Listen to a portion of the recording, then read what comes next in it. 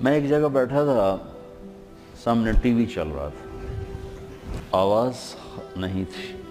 میں نے دیکھا ایک نوجوان ناچ رہا ہے، ڈانس کر رہا ہے ساحل پر، اور اس کے ساتھ 10-12 لڑکیاں وہ بھی ڈانس کر رہی ہیں۔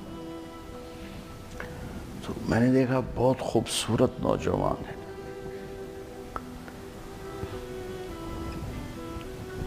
تو مجھے خیال آیا، یہ جو اتنی بڑی گمراہی میں ہے، اس کو ہدایت کیسے ملے گی؟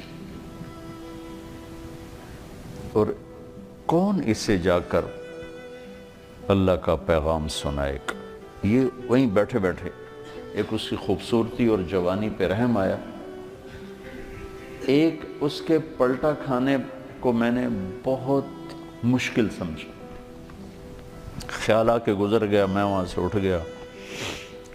کچھ دن اس کا نقش میرے دل دماغ پر رہا، پھر محو ہو گیا، مٹ گیا۔ کراچی کا اجتماع تھا ستمبر میں، تو انہوں نے میرے لیے ایک چھوٹا سا خیمہ بنایا ہوا تھا کراچی والوں نے، تو میں وہ خیمے میں بیٹھا ہوا تھا، تو ایک نوجوان میرے پاس آیا کہ جی پاکستان کا ایک مشہور گلوکار ہے، اس کا نام ہے جنید جمشید، میں آپ سے ملانا چاہتا ہوں۔ میں نے کہا کدھر ہے؟ کہ میرے ساتھ ہے۔ میں نے کہا تم کیسے جانتے ہو؟ کہ میرا کلاس فیلو تھا۔ میں نے کہا لے آؤ۔ تو وہ اس کو جب لے کر آیا تو اس نے چہرہ چھپایا ہوا تھا، مجمع کی وجہ سے شاید چہرہ پورا سے چھپایا ہوا۔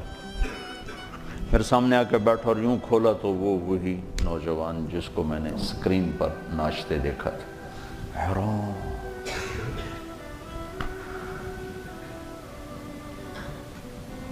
تو میں نے کہا آپ کا نام؟ کہا جی جنید جمشید۔ میں نے کہا کیا کرتے ہو؟ کہا میرا موسیقی سے تعلق ہے۔ میں نے کہا گاتے ہو یا بجاتے ہو؟ کہا جی میں گاتا ہوں۔ کہ یہ جو دل دل پاکستان ہے یہ میں نے گایا ہے۔ اچھا وہ تو بہت مشہور ملی نغمہ ہے۔ کہاں جی وہ میں نے گایا ہے۔ اچھا، اس کے بعد میری اس سے کیا بات ہوئی، اب 20 برس ہونے کو ہیں، یاد نہیں، تاثر یاد ہے کہ اس نے آگے کیا جواب دیا۔ کہنے لگا میرا جی چاہ رہا ہے آپ بولتے رہیں اور میں سنتا رہوں۔ مجھے لگ رہا ہے جیسے کوئی میرے زخموں پہ مرہم رکھ رہا ہے۔ میرا ایک اور دوست بھی ہے، میں چاہتا ہوں میں اس کو بھی لے کر آؤں، سلمان، وہ بھی آپ کی باتیں سنیں۔ پھر تھوڑی دیر بعد اس نے کہا میں ایک سوال کرتا ہوں۔ ایک پاکستانی نوجوان جس گلیمر کہتے ہیں رعنائی، عیاشی، دنیا کی موج میلہ، جس موج میلے کو ایک پاکستانی نوجوان خواب میں دیکھتا ہے، وہ مجھے حقیقت میں حاصل ہے، میرے پاس، لیکن اس کے باوجود میرے یہاں اندھیرا ہے۔ کیا یہ میرے یہاں اندھیرا ہے، یہ دل خالی ہے، مجھے یوں لگتا ہے میں وہ کشتی ہوں جس کا کوئی ساحل نہیں، جس کا کوئی گھاٹ نہیں، بے منزل مسافر ہوں۔ اچھا، بے منزل مسافر ہوں، یہ ایسا کیوں ہے؟ میری تو ہر خواہش پوری۔ تو میں نے کہا اللہ تعالیٰ نے انسان کو 2 چیزوں سے بنایا ہے، ایک جسم ہے، ایک روح ہے، ان دونوں کی ضروریات الگ الگ ہیں۔ جس کی ضرورت پوری نہیں ہوگی وہ فریاد کرے گا۔ جسم کو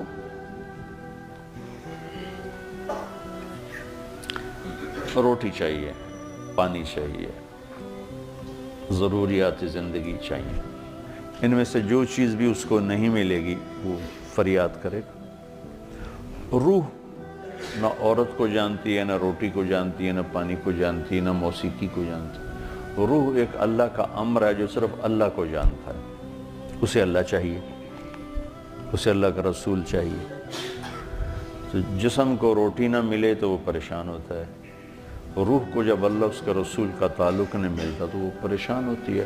پھر وہ پریشانی ویرانی بن کر جسم پہ طاری ہوتی ہے، پھر ہم اس کو دور کرنے کے لیے اس سے اور بڑی عیاشی میں جاتے ہیں کہ شاید ابھی کچھ کمی ہے، وہاں اس کی بھوک اور بڑھتی ہے، وہ اور فریاد کرتی، پھر ہم اس سے بڑی عیاشی میں جاتے ہیں، پھر اس کی بھوک اور بڑھتی، وہ اور فریاد کرتی ہے۔ اس قسم کا مضمون تھا، اس وقت ذرا تفصیل سے تھا، خلاصہ یہ۔ اور میں نے کہا اس کی مثال ایسے ہے کہ درد ہو اس گھٹنے میں اور دوا لگے اس گھٹنے میں، تو دوا بھی جا رہا ہے اور درد بھی نہیں جا رہا۔ دوا لگ رہا ہے، درد نہیں جا رہا، کیوں؟ جہاں درد ہے وہاں دوا نہیں، جہاں دوا لگ رہا ہے وہاں درد کوئی نہیں، تو آرام کیسے آئے گا؟ تو یہ بے چینی، کرب، یہ تو روح میں ہے اور ہم اسے دور کرنا چاہتے ہیں۔ جسم کی ضرور موسیقی، کھانا پینا، 5 اسٹار ہوٹل، گلیمر، موج میلہ، پروٹوکول، یہ تو سب جسم کی چیزیں، روح کو ان سے کیا سروکار؟ لیکن جس دن اسے غذا ملے گی، ایک دم منزل بھی ملے گی، راستہ بھی نظر آئے گا، ساحل بھی نظر آئے گا، گھاٹ بھی نظر آئے گا، اور منزل مقصود کا بھی پتہ چل جائے گا۔ تو یہ ہماری پہلی ملاقات تھی، اور میں نے غالباً کہا کہ آپ کچھ تبلیغ میں جانا شروع کریں، 3 دن لگانا شروع کریں۔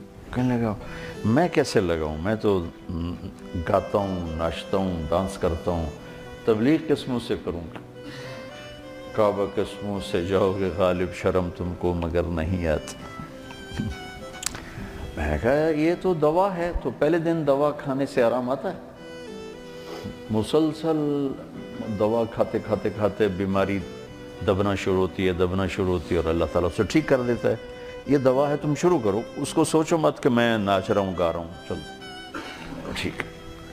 کوئی قبولیت کی گھڑی تھی اس نوجوان کی، اس نے 3 دن شروع کر دیا۔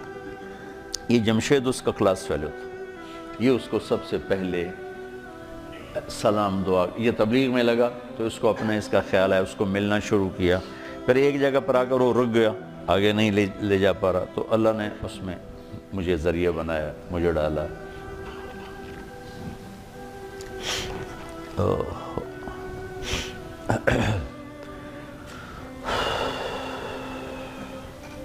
نومبر 1997 میں 4 مہینے کے لیے میری تشکیل ہوگی امریکہ، مستورات کی جماعت، میں اور اہلیہ اور لاہور کی جماعت تھی۔ میں لاس اینجلس میں تھا، تو میں نے اسے فون کیا، تو اس زمانے میں یہ CLI پر نمبر نہیں آتا تھا، تو اور یہ اتنے موبائل فون یہاں اتنے تھے بھی نہیں، دوسرے فون تھے، تو میں نے اس کا فون نمبر لے لیا تھا، تو میں نے اس سے لاس اینجلس سے فون کیا۔ کہنے لگا آپ کہاں سے بول رہے ہیں؟ میں نے کہا میں امریکہ میں ہوں، لاس اینجلس میں۔ کہنے لگا نہیں، میں نے کہا وہیں سے ہوں۔ کہا قسم اٹھائیں، قسم اٹھائیں۔ میں نے کہا چھوٹی سی بات پہ کیسے قسم اٹھاؤں؟ کہا نہیں یہ بہت بڑی بات ہے۔ میں نے کہا کیوں؟ اور میں ساری دنیا پھرتا ہوں، کبھی اپنی بیوی کو فون نہیں کیا، اب مجھے فون کیسے کر رہے ہیں؟ میں نے کہا یار تم سے محبت ہو گئی تھی اس لیے فون کر رہا ہوں، بس اس ایک فون نے نا اس کے دل میں میری محبت ڈالی۔ میں جب یہ حج پہ جاتا ہوں میرا 60-70 ہزار روپیہ صرف فون کا بل ہوتا ہے، 3000 تقریباً ریال میرا ہر سفر میں 15-20 دن میں میرا فون کا ہوتا ہے کہ میں ایسے فون کرتا رہتا ہوں۔ وہاں کا فون وہ ہزاروں بیانوں سے بڑھ کر ہوتا ہے۔ بیان تو ایک چھوٹی سی چیز ہے، مولانا صاحب رحمۃ اللہ علیہ فرمایا کرتے تھے کہ تبلیغ میں بیان کا اتنا ہی حصہ ہے جتنا جسم میں زبان کا۔ تو 6 فٹ کے جسم میں 5 فٹ 10 انچ 8 انچ کے جسم میں 2 انچ کی زبان ہے، کہ اتنا ہی تبلیغ میں زبان کا حصہ ہے، بول کا، بیان کا۔ باقی لوگوں کو دل لینے کے لیے پتہ نہیں کیا کیا جتن ہے، تو اس پر اتنا اثر ہوا اس بات کا کہ انہوں نے مجھے امریکہ سے فون کیا۔ تو پھر میں اسے پورے سفر میں فون ملاتا رہا، اب یہاں ہوں، اب یہاں ہوں، اب کیا حال ہے، اب کیا حال ہے۔ تو اللہ نے اس کے دل میں میری محبت ڈال دی۔ پھر وہ چلے کے لیے نکلا، پہلے اس نے چلے لگایا، 3 چلے نا، چلے لگایا، ریمنڈ آیا ملا، میں نے بڑا پروٹوکول دیا، بہت پیار محبت ہنسا کھیڑا. تو کرتے کرتے کرتے کرتے اس نے 3 چلے لگا، 3 چلے کے لیے نکل پڑا. یہ غالباً 2001 یا 2 اس کا مجھے پورا یاد نہیں ہے.